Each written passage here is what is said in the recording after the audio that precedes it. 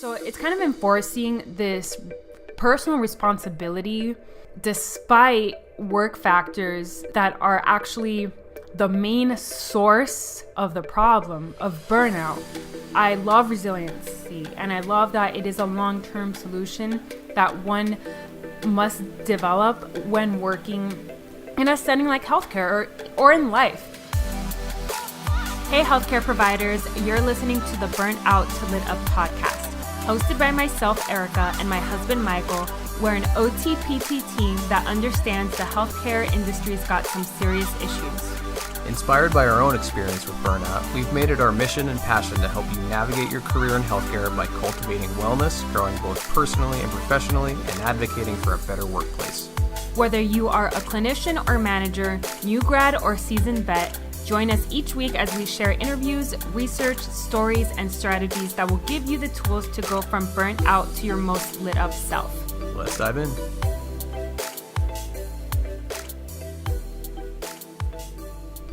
So what did you dream about last night? So I had a dream. So in the current apartment we're staying in, we have a coin-operated laundry because it's 2019 and people still have coin-operated laundries. This house is old. Okay. Yeah. I mean, but that's no excuse to like not have like modern appliances. True. It's ridiculous. True. Anyway, so I have to go to the bank, which is another, fucking 18th century inconvenience. I have to go to the bank. I had to get a roll of quarters, and so I have all these roll of quarters, and I'm concerned about money these days because our rent's really high. We live in San Jose. We're back in the Bay. Yeah, back in the Bay. Back in the Bay. For better or for worse. We love the Bay. It's just really, really expensive for those of you who live there. The Bay is Bay. Get it? It's my Bay. The Bay is BAE. Yes, Bay. we get it. Okay. We get it. So, money's been on my mind. I got 99 problems, and money is every single one of them. Sorry, it's a song. Keep I know. going. Wasn't that it's like, I got money, I got, wait. Wait, no. What are you talking about? No, that's a song. No, there's a new song by Cardi B. Money. No, I'm talking about an old, I don't remember who it's from. No, it's 50 Cent. No, it isn't. Yeah. What is Speaking of rolls of quarters for my laundry. Well, this is perfect. So, yeah, 50 Cent had that song. Anyway. Dun, dun.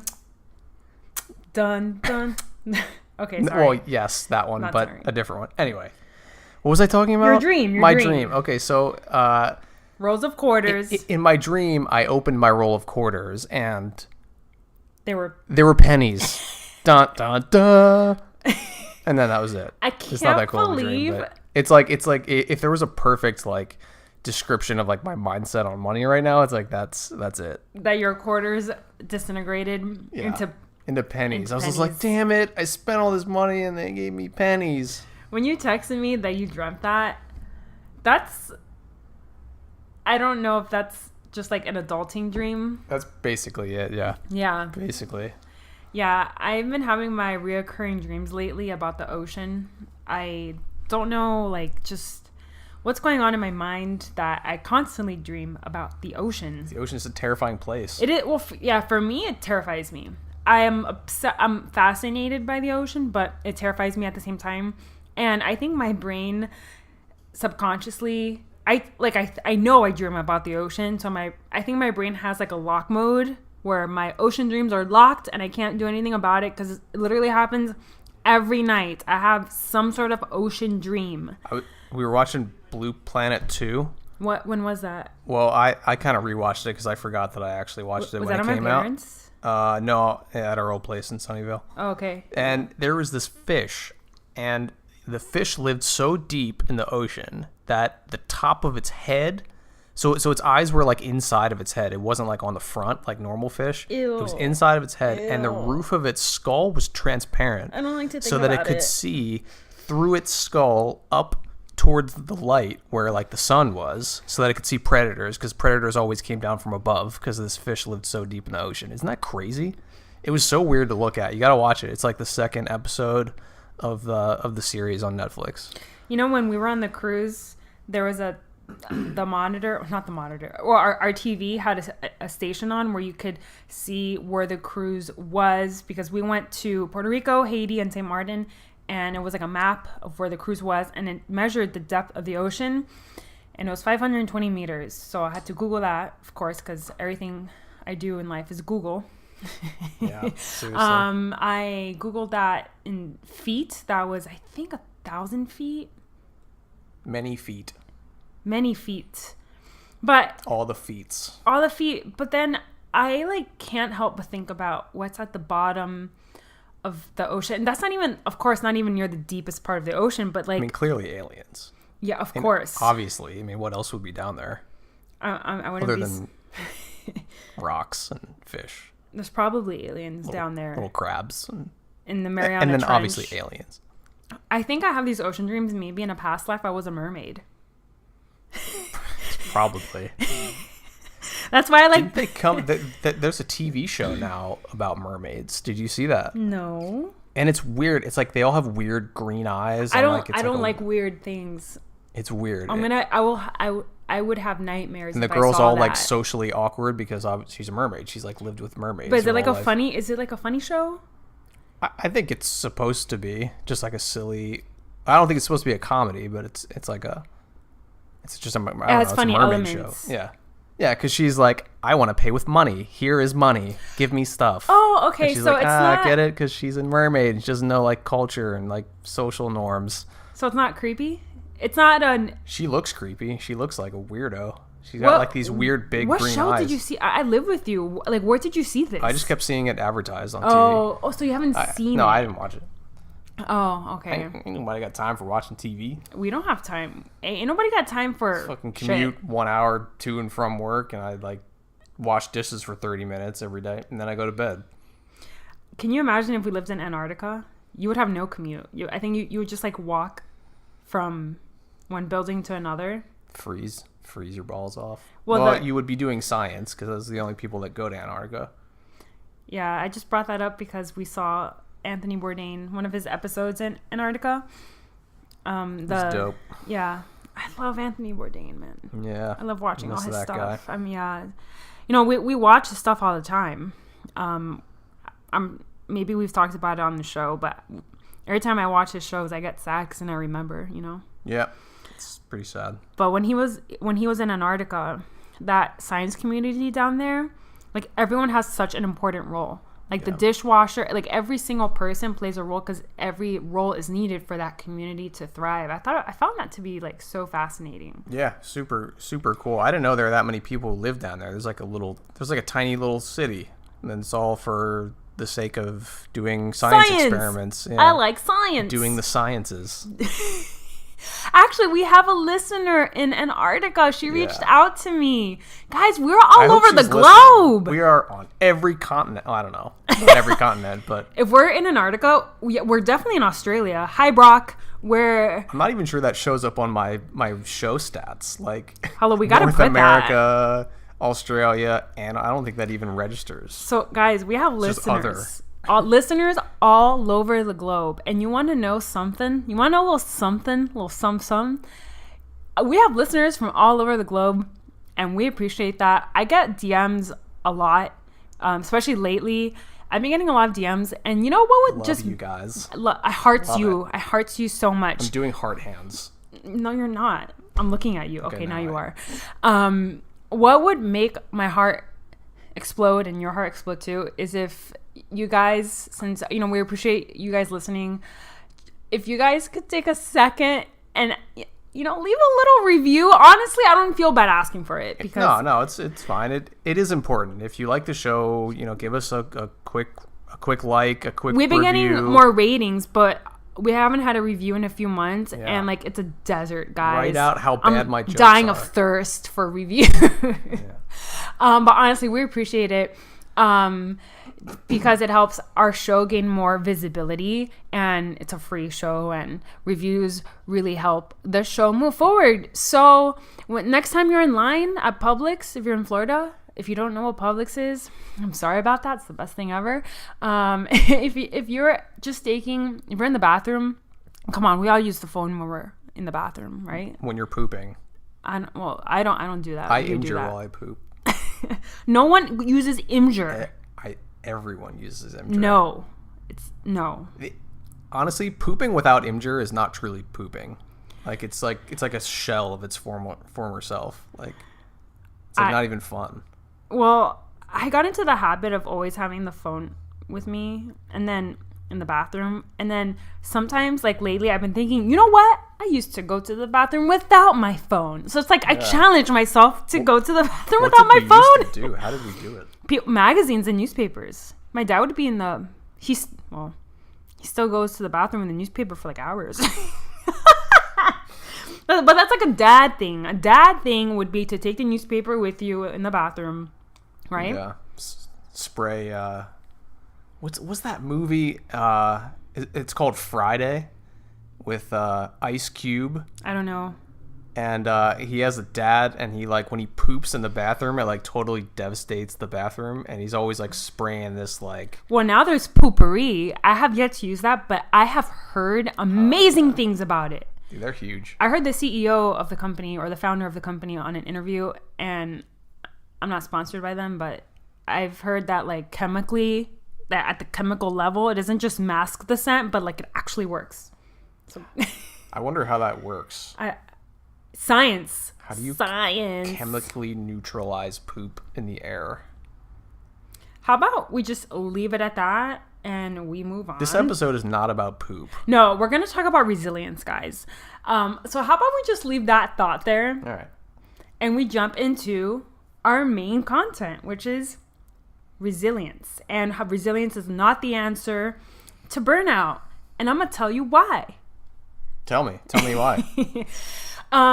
So, okay, I want to go back to just things when I first, way back when I first got burned out, experienced burnout and experienced that as a symptom.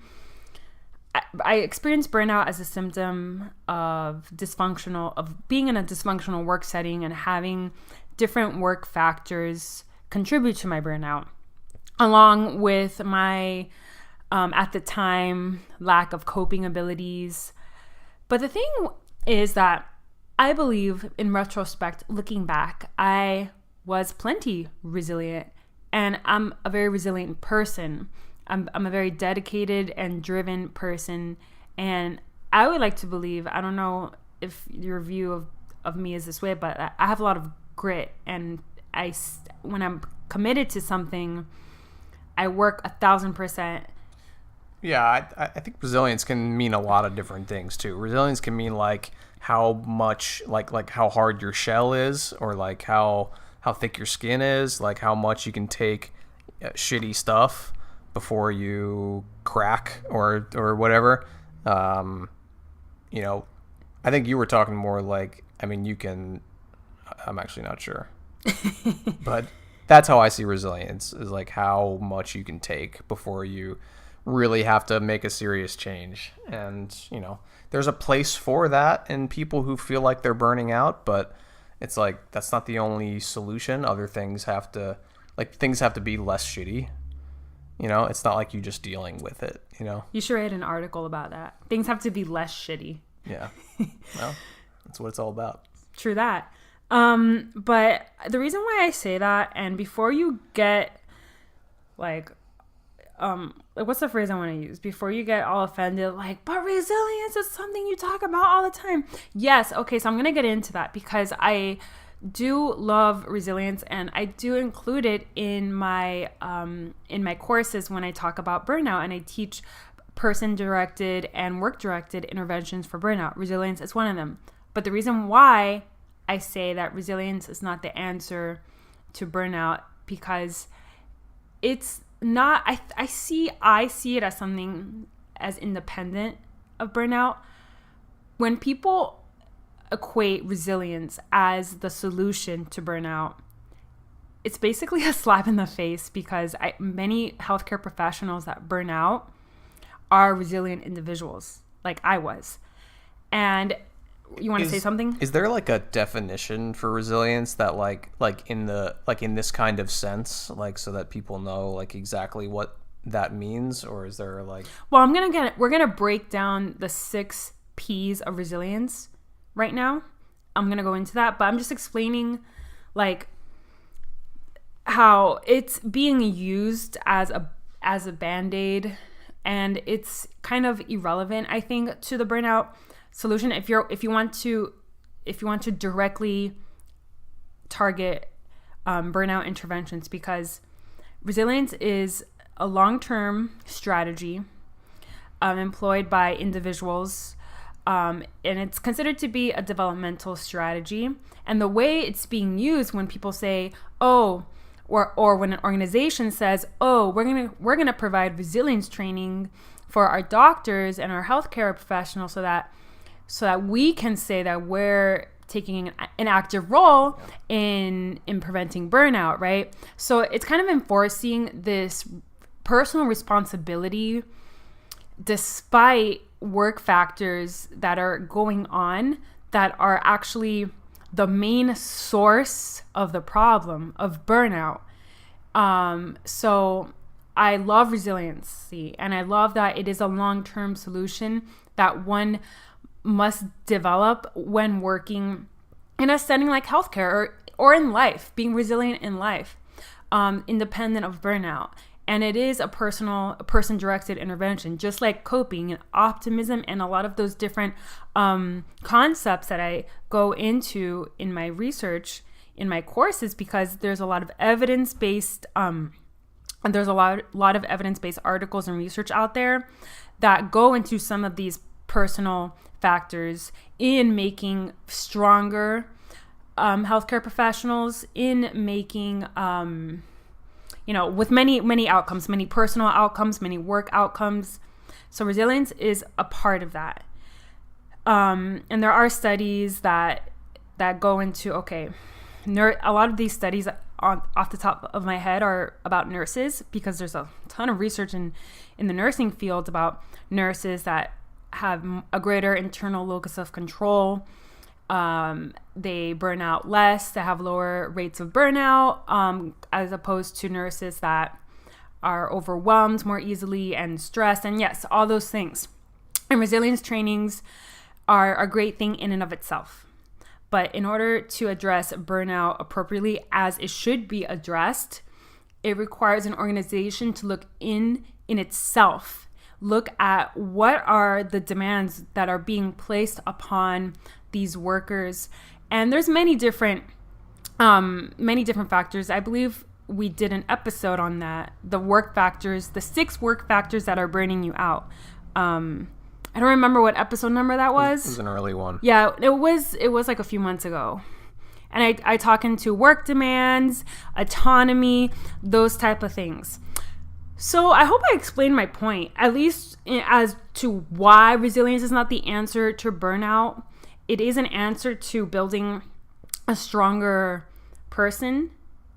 And it is an answer to, if we're going to approach burnout for what it is, we should also take into account, not just combating burnout, but also how are we activating positive resources in ourselves. I think when I was burned out, I didn't just want to not be burned out. I wanted to be a better person.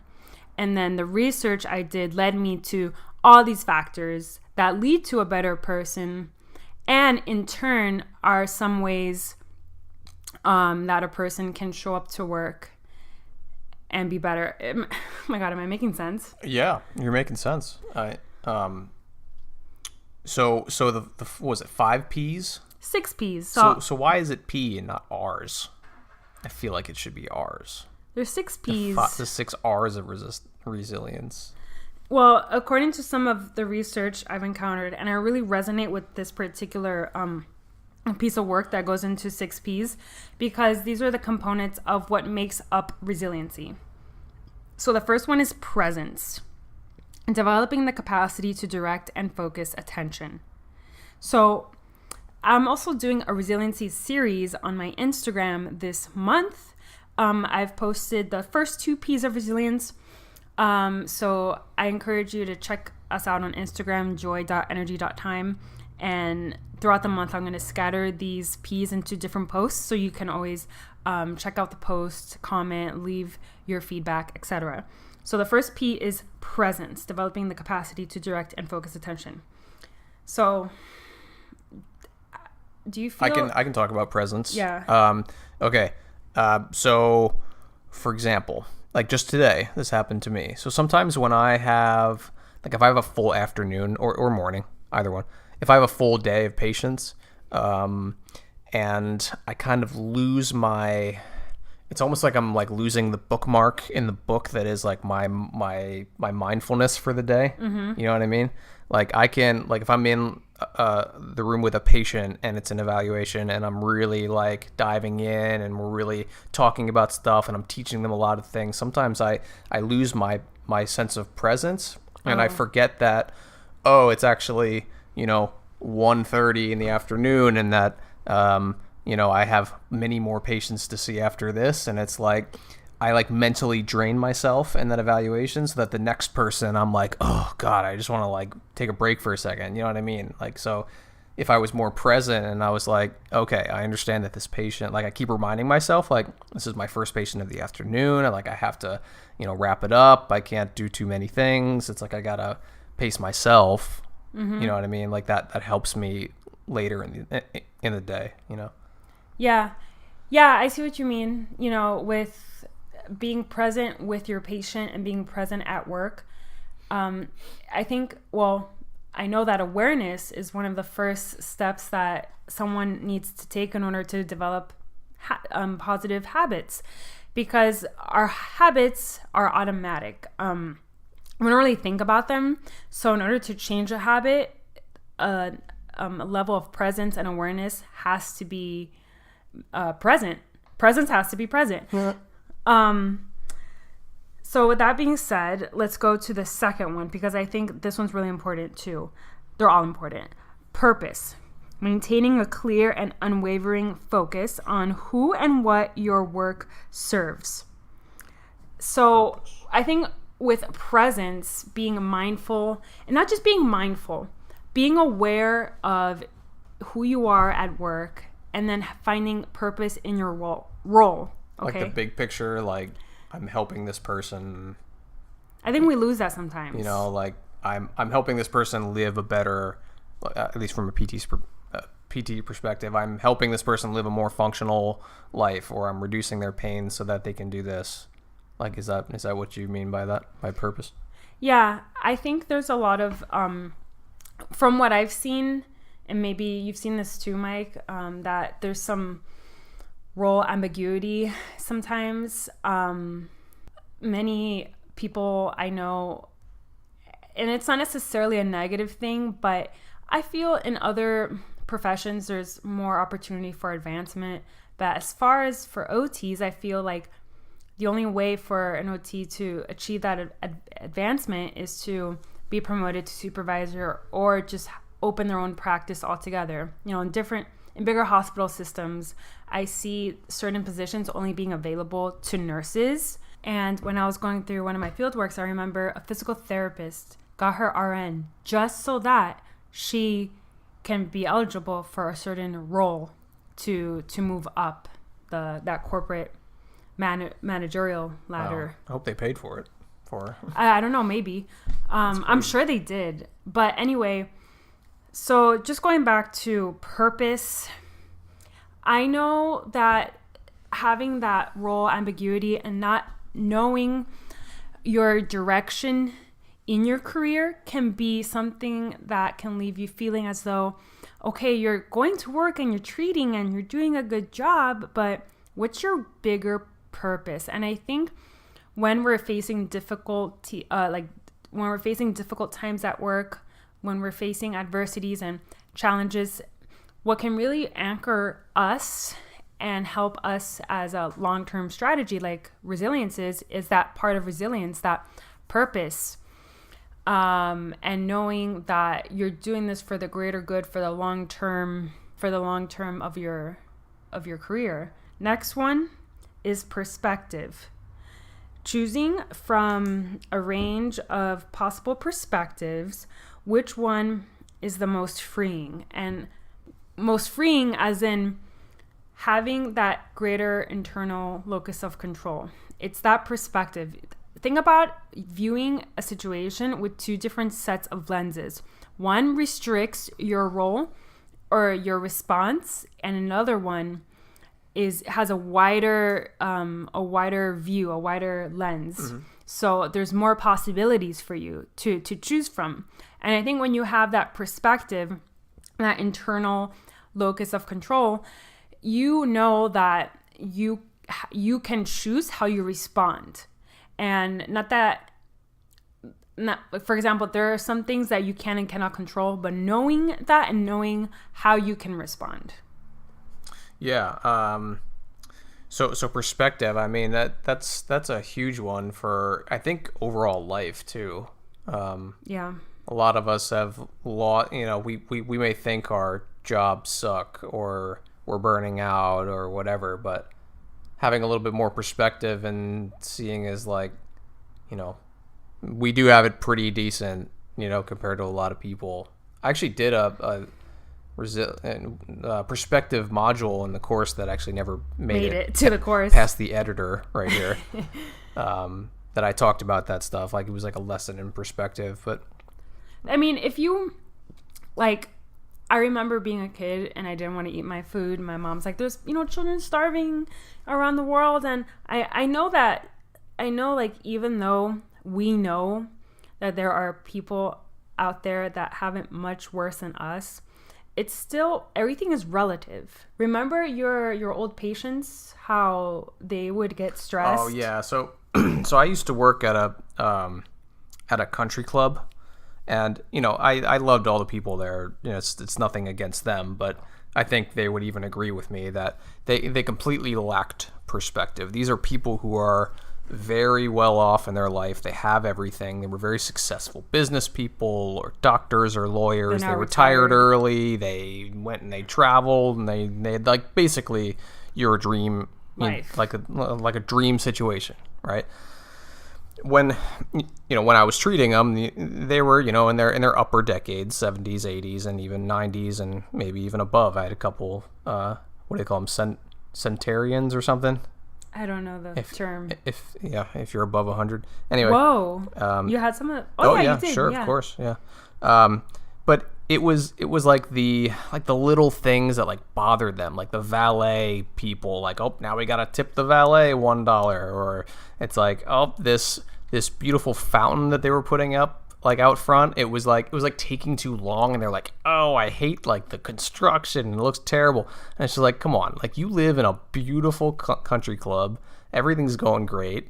It's like they didn't have any perspective. That's what I'm talking about there. So yeah, I think you can either see things in life as obstacles or as opportunities, and maintaining that perspective at work, you can see an obstacle and just put on a different lens to see it as an opportunity, either to use your problem solving skills, or to maybe make new connections at work, or to finally maybe stand up for something that's gotten a little out of hand in the workplace. So thinking about shifting your perspective out of this victim, like things are happening to me and I'm just, like you said, like work sucks, and great, that was a huge motorcycle that went by. Fine. We live in a city now, so this is how these episodes are going to go for a couple weeks.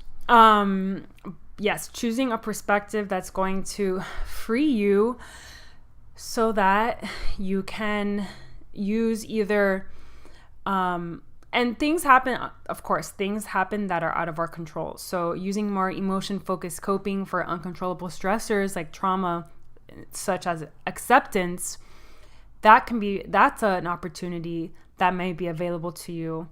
And we're, in this case, we're just talking about work, things that happen at work, maintaining this long-term resilience. In healthcare, our settings, just the demands placed on us are difficult. And so how you show up, how you view that is helpful. So was that 3 P's? Yep. Okay, so recap them real quick. Presence. Purpose. Perspective.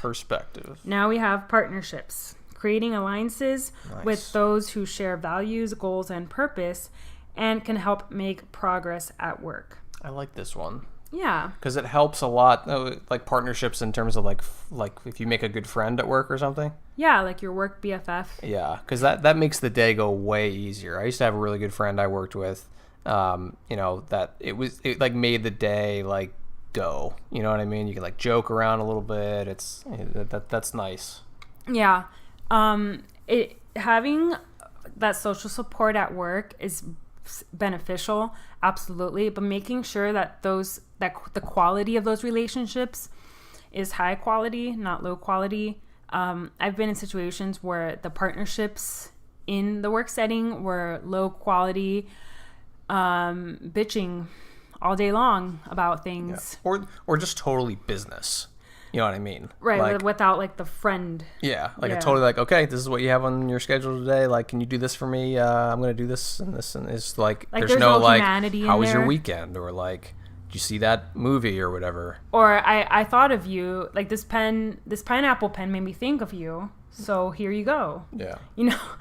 Like understanding people's appreciation languages actually makes you seem as though not just do you care about the relationships, but you care, like you don't just care about yourself, but you're communicating with people based on how they like to receive appreciation. So some people really like to plan the birthday parties at work. Those are the people that love acts of service. And then there are the people that love to bring in the little chocolates and bring in the little gifts, and those are the people that like gifts.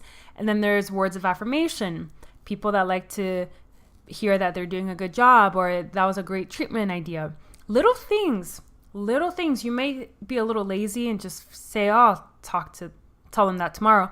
But I challenge you to be present and foster the things that you want to see grow. Because where you focus your attention, that will grow, either positively or negatively. So if it's a huge bitch fest, and that will negatively grow, and that's contagious. And then it's us versus them. It's us versus the boss. It gets ugly, and then there's sides and teams. And I've been there, and it's awkward AF. So and again, you can't fix people. You can't control, again, a perspective. You can't control how other people react to you or respond to you. Because you're always going to have that negative Nancy or sarcastic Sally, or that Debbie Downer, and you can just control. You can let it have an effect on you, or you can take it for what it is and realize that that's just their lens, and it doesn't affect how you work, how you show up. Yeah, totally. Cool. So proactivity. Focusing on what can be done rather than the obstacles, and staying in action, maintaining a sense of control and autonomy. And that creates, or that embodies, a sense of empowerment. Yeah, be a solution person, not a problem person. Right? Yeah, that kind of, I think that aligns with some of the research I was going into, optimism versus pessimism.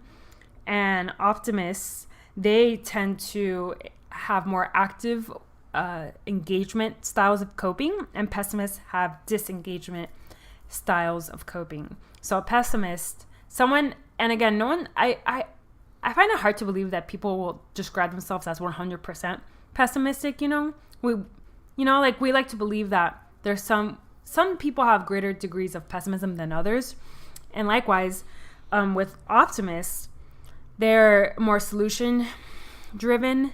And pessimists might suppress or, go into denial or wishful thinking. Like, if I just ignore it, I hope it passes, and the problem, someone will solve it, and I don't have to do anything, or you're in denial of it. That's true. Or, you just put your head down for 8 hours and then get out of there and deal with the problems, because it's easier to deal with them than to actually solve them.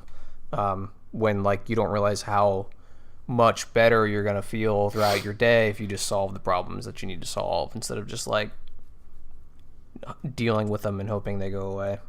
So I was very proactive last week. I had 5 different state licenses to do, And for those of you who've gotten many different state licenses, or even one extra one compared to the one that you graduated with, you know that it's so many things to do, and it's just like you could be pissed about the problem, you could dwell on how many tasks you have to do, but I just put my head down and grind it out. I was very, proactive about doing it. Yeah, I think you can make a lot of excuses like, my facility doesn't carry this assessment, or better yet, I haven't seen anyone do this type of treatment, so I'm not going to do it. It takes some degree of initiation to be proactive. And I think once that sort of proactivity becomes the norm, then it becomes safer and less risky.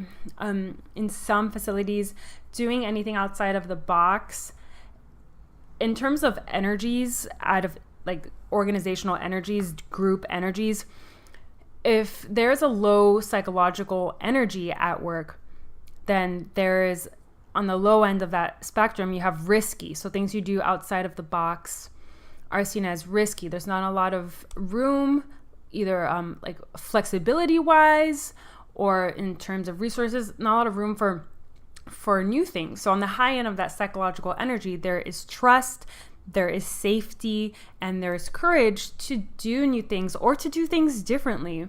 And don't be afraid to do things differently. Not just for the sake of doing things differently, but if it's a need and if it's going to benefit the patients and benefit you and the whole team. Sweet. So, ready for the last one? Is that 6 already? Yeah, we're on 6. Okay. Practice. So this is like kind of like practice, like a bonus one. Talking about practice. Well, resilience is that's a thing. It's not just. What are you talking about? Allen Iverson. You never saw that where he was like, you know who Allen Iverson is? No. He's a basketball player. He used to play for the 76ers. The Bird? No, not Larry Bird. Oh, sorry. Allen Iverson. Larry Bird is way before Allen Iverson.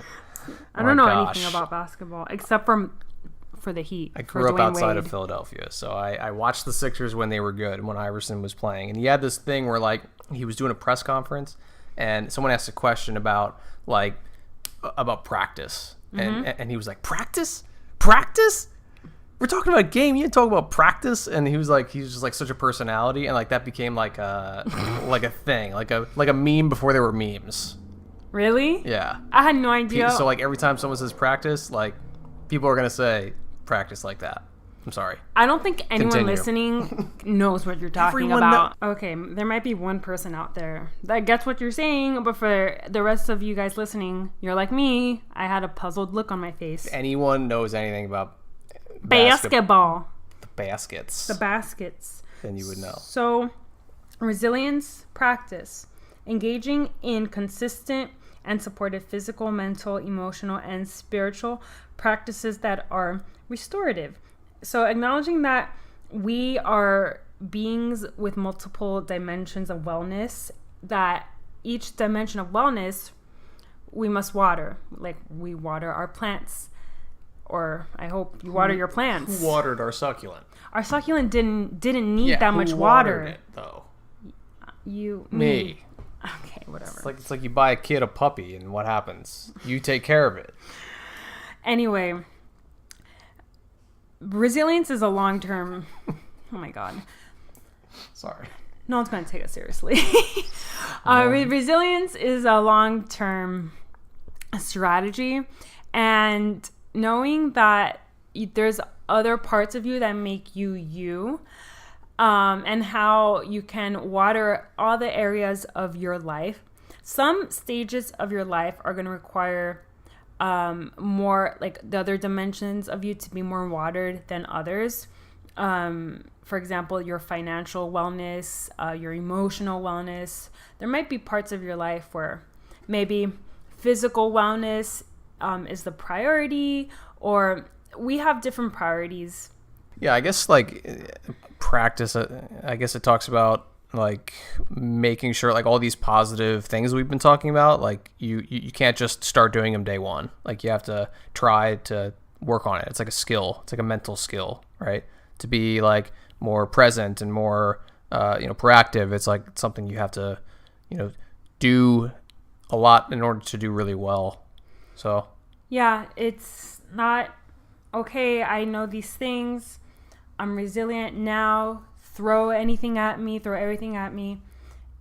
It's one thing to learn about it, but it's another thing in real life to experience a hardship at work, and then you're truly being tested and adapting and remaining flexible and putting all these things together. That's the practice, both in the moments where your resiliency is being tested and outside, how you're nurturing yourself, how you show up.